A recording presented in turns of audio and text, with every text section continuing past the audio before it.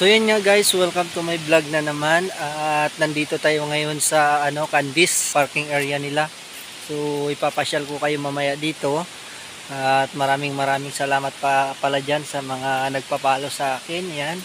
So ito yung ating content ngayon, yung iba-vlog yung Candice. So ito po yung mga nakikita ninyo dyan, yan mga cottage po yan. So ito po yung daan dito sa Candice, yan. Ayan po yung mga cottage dito, yan. 500 per cottage po yan. Yan. So ito yung palabas niya. At doon po yung liguan, napakaganda.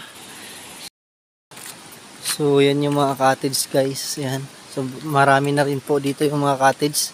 Dito yan sa Rizal, Palawan po. Yan. So ito yung ilog guys, yan. Nakikita ninyo.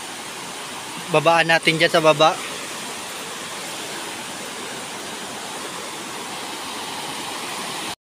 Maganda dito, ito yung talagang natural na tubig dito. Yan. Dito sila tumatalo, no. Yan, dyan sa taas na yan.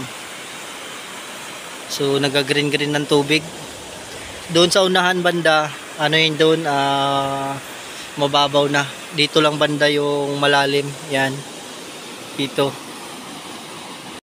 Ito yung sinasabi ko sa inyo guys, ito yung daanan papunta doon sa tinatalunan. Yan. So papakita ko sa inyo yung tinatalunan dito. Yan. Yung sobrang taas. Yan o. Doon banda mababaw na doon banda. So dito banda yan. Yan yung malalim. Kaya pwede ka magtalon dito. Hanggang doon. Hinagusan. Yan. So hanggang dyan na lang yung pagpa-vlog ko guys. Kasi may gagawin pa kami mamaya. Mangungurte pa kami ng kahoy para gagawing cottage. Yan.